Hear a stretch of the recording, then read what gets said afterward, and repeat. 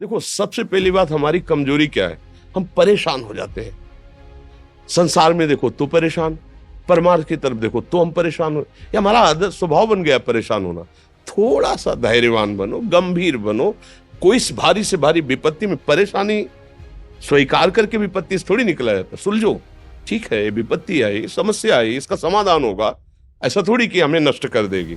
अगर अभी हमारी बड़ी हानि हो जाती है, हम कल इससे बड़ा लाभ प्राप्त कर सकते हैं। हमको एकदम बिल्कुल गंभीर रहना है, इतने कमजोर नहीं बन जाना। अब वो गए तो क्या होगा, अब वो वस्तु गई तो क्या, पद गया तो क्या होगा। प्रयास किया था, ये पद मिला था, इससे बड़ा पद प्राप्त करूंगा, मैं इससे बड़ा महान बनूंगा। ठीक है, एक बार गिर गया, गलती हो गई, दंड भोगूंगा, फिर इससे ज्यादा संयम में रहूंगा। बिल्कुल मतलब एकदम फ्रेश दिमाग रखना चाहिए। पर अपने लोग क्या है, जरा सी बात में एकदम पचड़ा कर लेते हैं, एकदम कमजोर हो जाते हैं। ये बिल्कुल ठीक नहीं है। हम जीवन भर की यात्रा की बात कह रहे हैं, भारी से भारी कष्ट में भी मुस्कुराना, तो हमें बल मिला है, हमें भगवान की कृपा का दर्शन हुआ है, हमें उनका दुलार दिखाई दिया है। अगर ऐसे तो भाग जाते, फिर परमार्थ में थोड़ी चलना होता है। आज जो आप सुन करके लाभ लेने की चेष्टा कर रहे हो ना, ये केवल प्रवचन नहीं है, ये जीवन है। अगर ये जिए ना होते ना तो ये इसका प्रभाव नहीं पड़ता, फिर वाणी का प्रभाव नहीं पड़ता। हम इसीलिए कहते हैं, जैसे आप लोग एकदम परेशान हो जाते हैं, जब बोलो क्या हमसे ज्यादा परेशानी होगी। दोनों किडनी खराब, दवाई लाने के लिए पैसे नहीं, पानी रखा है हम उठ के पी नहीं सकते, भीषण शरीर में कष्ट, भीषण बुखार, क्योंकि किडनी फेल, जरा में बुखार, खाने को क्या, रोटी मांग के लाओ। अगर वहां सब्जी मिलती है तो लाल मिर्च ऐसी पड़ के मिलती थी कि वो पा नहीं सकते थे। आप सोचो, पानी लाना है तो मुझे लाना है, पीना है तो मुझे पीना है।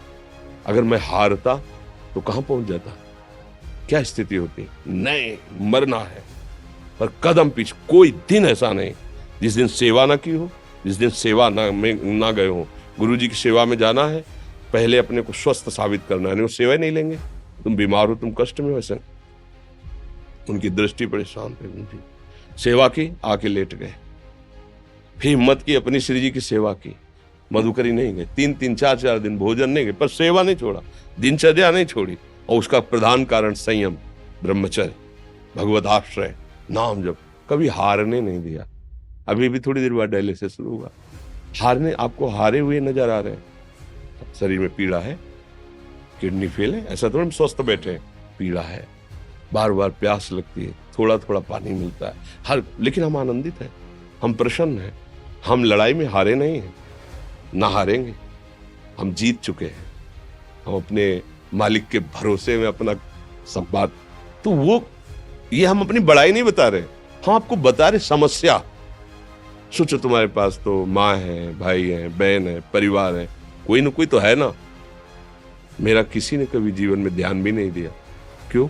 बचपन से बाबा जी बन गए, किसी से प्यार नहीं, किसी से संबंध नहीं, कोई जानकारी नहीं, हम कहाँ हैं, वो कहाँ, किसी से कोई मतलब नहीं। अच्छा, जवान साधु कौन श्रद्धा करे? कभी गांव जाने की हिम्मत नहीं पड़ती कि रोटी मांग ले, पता नहीं लोग क्या सोचेंगे, क्या भावना कर ले। हम दरवाजे पे खड़े हैं, क्या कैसी भाव, जो हमारे सामने आकाश वृत्ति से आया यौवन अवस्था में, वही पाया, अन्यथा भूखे रह गए।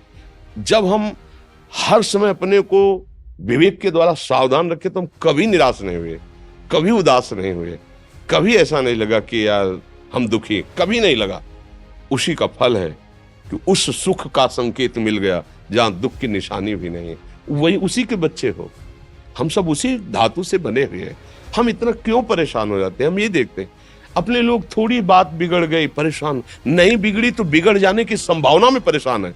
आज सुख है लेकिन कल सुख छिन जाएगा, तो हम आज के सुख में सुखी ना होकर कल के दुख की आने की संभावना में हम भयभीत हो। मतलब क्या हमारी सोच रह गई? हमको इतना बलवान बनना है कि सुख और दुख दोनों हमको छू न सके। भारी से भारी सुख की व्यवस्था है तो अहंकार नहीं, हर्षित होकर किसी का अपमान न करे कि हम धनी, हम पदाधिकारी, अमुक। भारी से भारी दुख आया तो हमें किसी के सहयोग की जरूरत नहीं, हम फिर अपने कदम बढ़ाएंगे, हम फिर जुड़ी हुई अपनी भावनाओं को सजाएंगे। मस्त जीवन एकदम। तुम अविनाशी के बच्चे हो। शेर का बच्चा भेड़ों के बीच में फंसकर म्यों म्यों बोल रहा है, बस अगर दहाड़ना सीख जाए तो कोई भी उसे परास्त नहीं कर सकता। ऐसे भगवद अंश, तू प्रपंच में फंसकर अपने को इतना दीन क्यों देख रहा है? तू ऐसा है कि भगवान के दिव्यास्त्र में भी ताकत नहीं तेरे को मार सके। तू अविनाशी का अविनाशी बच्चा है। विनाशी भोगों को, विनाशी शरीर को मैं मान के इतना भयभीत, इतना दुख ठीक नहीं। ये सबके लिए, केवल एक के लिए नहीं। आप समझो, आप लोग सोचते हैं हम गृहस्थ होकर भला ऐसी स्थिति कैसे। जनक जी सुखदेव जी के गुरु हैं और राजा हैं, महल है, रानियां हैं, नौकर है, चाकर। क्या सुखदेव जी जिनके शरीर में लंगोटी भी नहीं है, दिगंबर, परमहंस, परमहंस के गुरु हैं जनक जी जो राजा हैं। समझो, आप ऐसा ना सोचे कि हम नौकरी कर रहे हैं, हम संसार में, हम गृहस्थ हैं, हम आध्यात्मिक की ऊंचाई पर नहीं चढ़ सकते। नहीं, आप एक सरकारी नौकरी या आप किसानी या व्यापार करते हुए आप एक अध्यात्म की ऊंचाई में चढ़ सकते हैं। और अध्यात्म ही है जो तुम्हें इस माया के दुख सुख से ऊपर उठा सकता है। दूसरा, चाहे जितनी संपत्ति आ जाए, आप सुखी नहीं हो सकते। सब देख लो, आंख खोल के देख लो। अध्यात्म ही है जो तुम्हें हर कष्ट सहकर मुस्कुराकर जीने का रास्ता बता देगा कि आप आनंदित हो जाओगे। कुछ नहीं बिगड़ा। अध्यात्म है तो कुछ नहीं बिगड़ा, अध्यात्म नहीं है तो कुछ नहीं बना, कुछ हाथ नहीं लगने वाला।